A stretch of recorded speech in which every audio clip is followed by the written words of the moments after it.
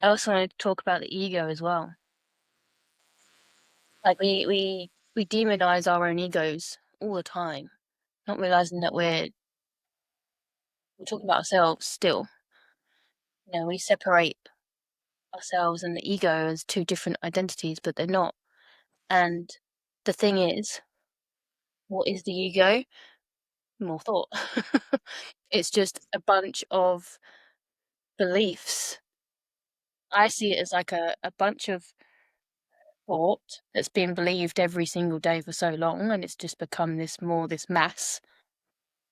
And this mass is in like this, we call it an ego, but it's just trying to protect us. And at that level, it's still just thought, still just a bunch of thoughts going on in your mind. I think Sydney Banks said that our ego is our image of self-importance. Whatever we think our ego is, that's what it is. Yep. Think.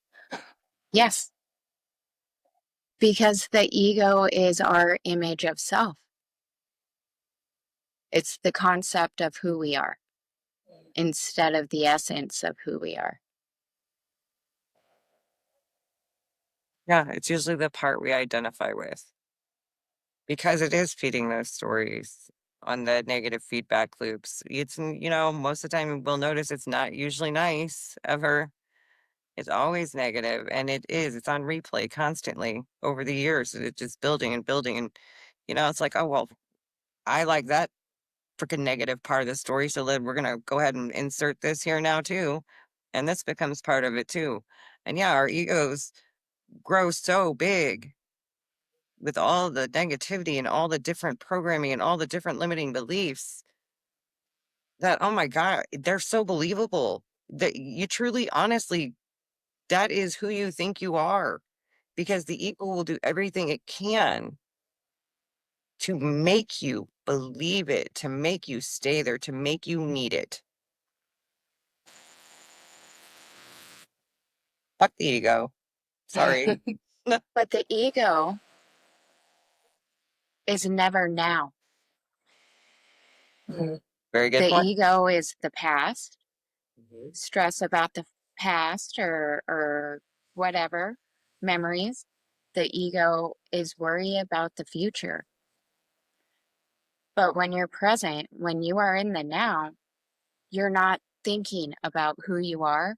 Therefore, there is no ego. Yeah, I like that. That's just switch something on there. Yeah, that's beautiful. That's a great way to explain it. Because, yeah, the ego is never the now, No, never made up of the now, always past or imagined future. Yes. Which is thought. yes, because ego is thought. Yeah. The past doesn't exist, the future doesn't exist. So the ego can't, because it's made of it, it can't be in the now. Mm-mm. And as soon as you start thinking, let's say for instance you're doing something and then you suddenly start getting anxious about it, that's because you're thinking about the future. Or if you're thinking, oh,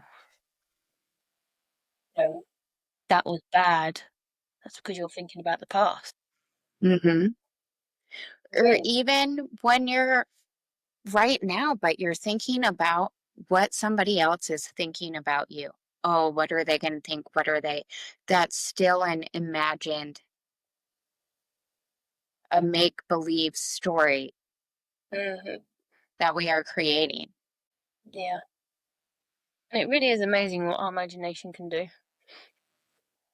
Yeah, I was just gonna say the ego is really good at reinventing ourselves, you know, into the next whatever. When it's like when you don't believe anymore sometimes when you're stuck in the negative feedback loops and let's say you break free from one of those negative thoughts, right? That you've been feeding for so long. It's like the ego then was like, all right, I'll transform. And now we're this, okay? So maybe it was I'm not good enough for that person to love me. And whatever reason that disappears, and the ego is like, well, hell, now you're not good enough for this. Now you're not worthy of that. It just kind of adds to it because it's just I don't ever have anything nice to say about ego. And I see this a lot in the spiritual world. We become spiritual and then the ego tricks us. It says, "Oh, I'm being spiritual." No, that's still ego. That's just it uses whatever you throw at it and it adapts. Yeah, that's Yes, kind of what I was trying to say and there. and it disguises itself. Mm. Like I was saying earlier, I noticed that now instead of feeding that loop, that spiral, I still stay stuck for a little bit because I'm feeding that, oh, well, I need to do this from the three principles to get past this. Or so it's changed. It looks different and it presents itself different. But really, it's that same, like you were saying, Crystal, that same negative thought, only transformed in disguise. It reminds me of a movie I watched with what's his name? What's the guy? Funny, it's the guy in the Matrix. What's his name? Keanu Reeves. Oh, That's Keanu it. Reeves, yeah. And Sorry. he's in a movie where he's Buddha. Have you ever seen that one? Mm-mm. I don't think so Oh, either. and it shows all the ways his ego is coming up, like women and this. I have to find out what it was called again. You just look it up, you'll find it. But honestly, when I watched that, I instantly knew that it was the ego. And like Dave was like, "What's that? What's that? What's that?" I said, and he had like a whole army coming at him, and there was this big like captain type person, I can't remember what they're called, coming at him. And I was like, "That's the ego. That's the ego coming for him because he's getting closer and closer from destroying it." Yeah. And that reminds me of this, like that it would change its shape or whatever because essentially, if you don't need it, it dies. I would recommend going and watching that movie. Yes. And that's true. It's in survival mode. When we start to evolve and we start to shift in our awareness, the ego realizes for sure that it is becoming less and less important, so to speak, Mm. to us. And it tries really hard to just make us believe something just to keep itself going and to keep those stories going and serve a purpose. And yeah, it's beautiful when it eventually. Mhm. Do I think it's ever completely gone? Absolutely not. It will always come back here and there.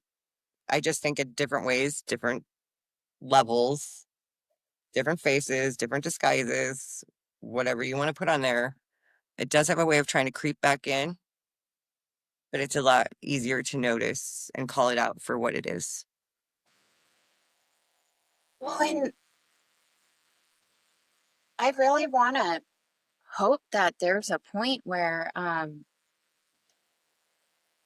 we hit a point and then the ego isn't so much an enemy as a tool. Yeah. I think the thing is, it is just a tool, but we don't know how to use our minds. We don't know the kind of how our system works. Well, you do when you understand the three principles, but generally speaking, you're not grown up taught how to use we don't have a manual. No. So the mind does what it wants, like an untrained dog.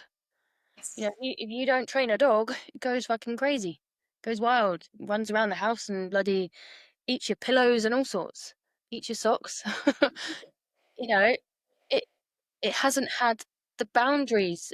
It hasn't been taught. And so that's why we get a lot of people that are struggling mentally because their imagination, their thoughts are literally taking them on a trip down, either up or down, doesn't matter. that's what my bipolar was.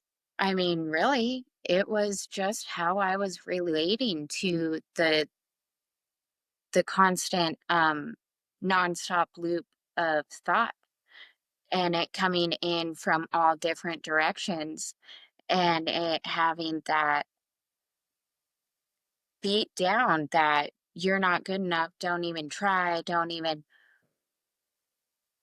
because I was safe where I was at. Why move from here? Mm. But I think all mental illnesses, they manifest different for everybody, but it's all comes back to thought and how we relate to our thoughts, how we believe our thinking. I thought my thinking was true. Yep. And then there was the other part of me that didn't. And so I was in this constant battle. I was in this constant battle trying to prove that I was good enough while at the same time believing that I wasn't worth anything. And it was just back and forth, up and down, and going so fast that I couldn't keep up. And there were days where getting out of bed and showing up was my 100%. That was all I could muster. Yeah. And I love I can't remember who it was. I don't know if it George Spransky. Did you hear about the the guy that suffered with schizophrenia and all that kind of stuff in the home for like 40 plus years? Hmm. Was that him? I can't remember if that I, was. I think so. Yeah, and I love that story because it just shows like he was on all kinds of medication. He had so many diagnoses and he was cured like that in one thought because George Pransky, if that was him, was giving a talk in like a mental institute, and this guy, he was suffered for like 40 plus years. He was in between the hall and the corridor in the doorway, and he was talking to like imaginary friends, someone that wasn't there, and all of a sudden he starts laughing. He's pissing himself laughing, and then the whole room erupted in laughter. And then once the laughter calmed down, George asks him what was so funny. And he says, I've been doing this to myself. And then just like that, God, 40 years. Yeah, and they followed him 3 years after as well, and he was completely fine, off all meds. I think when we hear stuff like that, when people say, yeah, but, you know, uh, it's not fault really, is it? But yeah, it is. I thought that too. And I came to this understanding, and I refused to get off my meds for over a year because, I did not have a good track record of going off my meds before.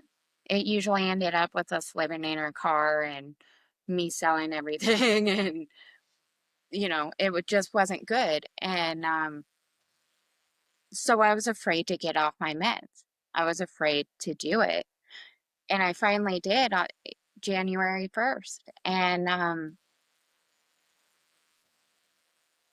I still have those thoughts, those whizzing loud. Well, they're not loud anymore. They don't come up nearly as often. And when they do come up, I can see them for what they are and do something different. I don't believe them. I know they're not truth. And I know that they won't consume me. And I don't have to fight and battle with them. If there's a thought that I'm stupid, well, that's fine. That thought can be there because whose thought is it anyway? Why am I going to spend all my energy fighting that thought? I don't need to. I just don't have to engage with it.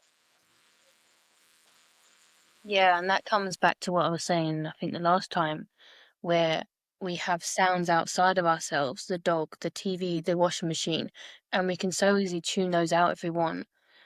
But as soon as that voice or that noise is inside your head, oh, that must mean it's true. You know, if you're hearing a sound outside, you're like, oh, whatever. But just because you have something inside your head, we think, oh, that's me. That must be true. But it's not, you're just picking up. Sometimes we pick up on other people's thoughts. You know, you watch a movie, you'll get a dark thought. If you watch a murder film, sometimes you'll get dark thoughts after. But that's not your fault. It's just that you've been in that environment and that's what you've picked up. Like a algorithm. You watch that cat video, you're gonna get cat video. You're gonna get cat thoughts. No, so not every thought that comes into your mind, one is yours and two is true. It's just a thought. Yeah. And we can choose. We can't choose what thoughts pop into our head. We can try and control them, but that's a lot of fucking effort. Believe me, it is. Pointless. And pointless. And you don't often believe the words you're saying anyway. But you can't choose the thoughts that pop into your head, but you can choose whether or not you believe them. Whether or not You you can feed them. choose whether or not you're going to engage with that fucker. Yep. That is in your control.